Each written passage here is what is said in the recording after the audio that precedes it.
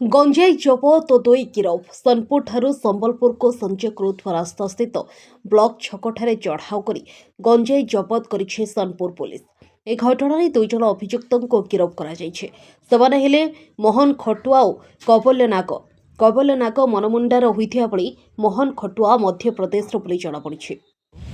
Sonpur bus stand रो मोहन खसुआ और कबालर नाग 2 जन व्यक्ति सोनपुर बस स्टैंड रो प्रति बस रे संबलपुर आड़ा को 2टा बैग रे गंजाई धरिकी नेउथिले एवं 2टा बैग रो सर्वमोट 12 केजी 710 ग्राम गंजाई जबत होइछि। जहाँ सूचना अछि जेन माने नौथिले केनर कान जड़े हूँ मनमुंडार कबालर नाग और मोहन खसुआ तार माने जहाँ आम इंटरोगेट कलु कहवा अनुसार से हूँ एमपी रो लोक क्यों गाड़ी रे सर से प्रति बस रे ही नौथिले।